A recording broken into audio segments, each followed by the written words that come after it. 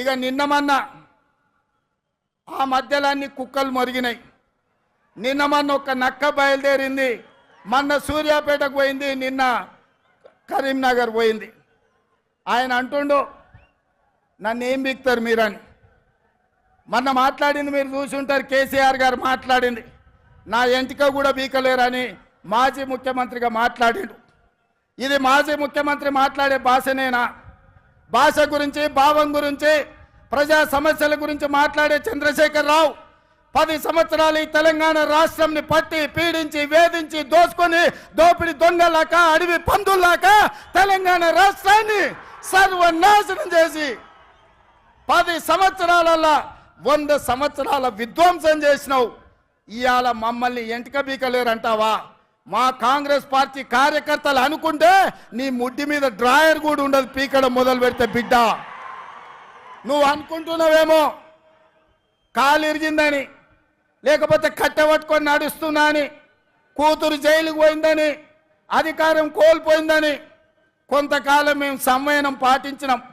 ఏ మనిషికైనా కష్టం వచ్చినప్పుడు మేము మానవత్వంతో మీ గురించి మాట్లాడకుండా మర్యాద పూర్వకంగా వ్యవహరించినాం. ఇవాళ నువ్వు అనుకుంటున్నావు నువ్వు ఏది పడితే అది మాట్లాడితే చూస్తూ ఊరుకుంటామని. చూస్తూ ఊరుకునేటోడు ఎవరు లేరు. నేను పెద్దలు జానారెడ్డి గారి లాగా కాదు, నేను రేవంత్ రెడ్డిని బిడ్డ. అంగిలాగు ఊడదీసి నువ్వు మాట్లాడే లత్కోర్ లఫంగ మాటలకు చెర్లపల్లి జైల్లో చిప్పకూడు తినిపిస్తా బిడ్డ. నువ్వు అనుకుంటున్నావేమో. ఆనాడు చెప్పినా ఈనాడు చెప్తున్నా, నువ్వు పేదలకు డబుల్ బెడ్రూమ్ ఇల్లు కట్టియలే, నేను మాత్రం నీకు తప్పకుండా డబుల్ బెడ్రూమ్ ఇల్లు కట్టిస్తా చెర్లపల్లి జైల్లో. ఎందుకంటే కొడుకు కోడలు వస్తే యాడు ఉండాలి, బిడ్డ అల్లుడు వస్తే యాడు ఉండాలి. అందరు కలిసి చెర్లపల్లి జైల్లో ఉండేటట్టు మీకు డబుల్ బెడ్రూమ్ ఇల్లు కట్టించే బాధ్యత మా లక్షలాది మంది కాంగ్రెస్ పార్టీ కార్యకర్తలు తీసుకుంటారని చెప్పి నేను ఈ వేదిక మీద నుంచి చెప్పదలుచుకున్నా. అందుకే మిత్రులారా, మీరు ఆలోచన చేయండి. డిసెంబర్ 7 నాడు మనం అధికారం చేపట్టి డిసెంబర్ 9 నాడు ఆడబిడ్డల ఆర్టీసీలో ఉచిత ప్రయాణం, రాజీవ్ ఆరోగ్యశ్రీ ద్వారా ప్రతి పేదవాడికి 10 లక్షల రూపాయలు ఉచితంగా వైద్యాన్ని అందించే నిర్ణయాలు తీసుకున్నాం. ఇదే కాదు, మా మిత్రుడు పెద్దలు బట్టి విక్రమార్క గారు ఆర్థిక సమస్యలు, రాష్ట్రం సంక్షోభంలో ఉంటే, జీతభత్యాలు ఇవ్వలేని పరిస్థితిలో రాష్ట్రం ఉంటే ప్రభుత్వ ఉద్యోగులకు అదేవిధంగా పెన్షన్దారులకు 1వ తారీఖు నాడు జీతభత్యాలు ఇచ్చి రాష్ట్ర ఆర్థిక పరిస్థితిని గాడిలో పెట్టిండు. ఇదే కాదు, ఆడబిడ్డలను దృష్టిలో పెట్టుకొని కట్టెల పొయ్యితోని కన్నీళ్లతోని ఆడబిడ్డలు కష్టపడుతుంటే వాళ్ళ కన్నీళ్లు తూడవడానికి సోనియమ్మ మాట ప్రకారం 500 రూపాయలకే ఆడబిడ్డలకు సిలిండర్ ఇచ్చి ఆడబిడ్డల కష్టాలు తీర్చినాం. అదే కాదు, పేదవాళ్లకు ఇంటింటికి ఉచితంగా 200 యూనిట్ల పథకాన్ని అమలు చేసి నిరూపించినాం. ఇదే కాదు, ఇవాళ చంద్రశేఖర్ రావు గారిని నేను అడుగుతున్నా, ఆనాడు పల్లెల్లో, తండాలలో, గూడాలలో ఇందిరమ్మ ఇండ్లు 25 లక్షలు మేము కట్టించినాం. మా కోమటిరెడ్డి ఎంకన్నా చెప్తున్నాడు ఇందిరమ్మ ఇండ్ల గురించి నువ్వు చెప్పాలి అని. మిత్రులారా, నేను ఇవాళ అడుగుతున్నా, 10 ఏళ్లలో సన్నాసి కట్టించిన, సోయిలేని ప్రభుత్వం కట్టించిన డబుల్ బెడ్రూమ్ ఇండ్లు ఎన్ని ఉన్నాయి? ఇవాళ మనం 4.5 లక్షల ఇందిరమ్మ ఇండ్లు 22,500 కోట్లతో ఖమ్మం జిల్లాలో మిత్రుడు పొంగులేటి శ్రీనివాసరెడ్డి ఆ శాఖలో మనం పనులు ప్రారంభించుకున్నాం. లక్షలాది ఇందిరమ్మ ఇండ్లు కట్టించే బాధ్యత మాది.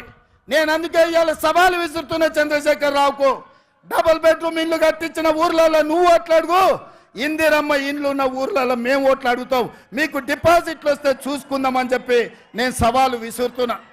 అందుకే మిత్రులారా, ఇవాళ ఈ రాష్ట్రంలో జరగబోయే ఎన్నికలు నేను ఒక్క మాట ఈ వేదిక మీద నుంచి సూటిగా నరేంద్ర మోడీ, కల్వకుంట్ల చంద్రశేఖరరావుకు విసిరదలుచుకున్నా.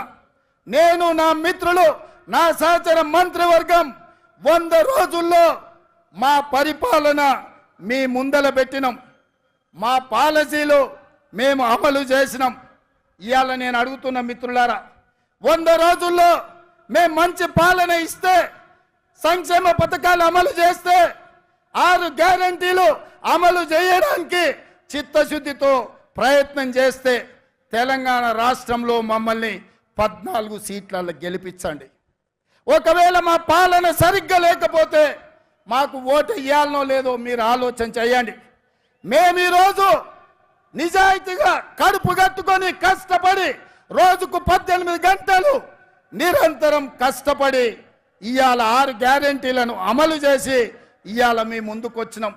అందుకే తెలంగాణ సమాజానికి మేము భవిష్యత్తులో మంచి పాలన అందించాలి. ఢిల్లీ నుంచి నిధులు తెచ్చుకోవాలి, ఢిల్లీ నుంచి అనుమతులు తెచ్చుకోవాలి అంటే తెలంగాణ నుంచి 14 ఎంపీలు మాకు కావాలి.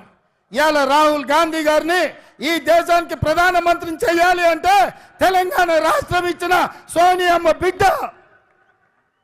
కన్యాకుమారి నుంచి కశ్మీర్ వరకు 4000 కిలోమీటర్లు మండు టెండల్లో మంచు కొండల్లో తెలంగాణలో కూడా 22 రోజులు పాదయాత్ర చేసిండు. ఈ దేశంలో ఏ నాయకుడైనా పేదల కోసం, దళితుల కోసం, గిరిజనుల కోసం, మహిళల కోసం, మైనార్టీల కోసం, యువకుల కోసం 4000 కిలోమీటర్లు ఎవరైనా పాదయాత్ర చేసిండ్రా?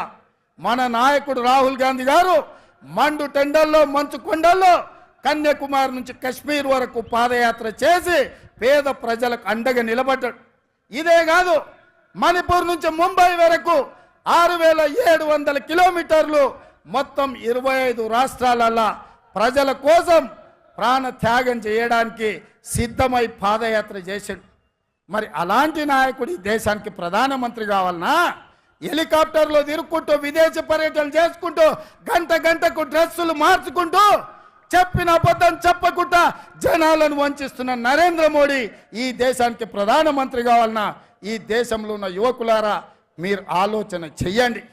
ఎందుకంటే పదే మోడీ గారు అంటున్నారు परिवार है कांग्रेस।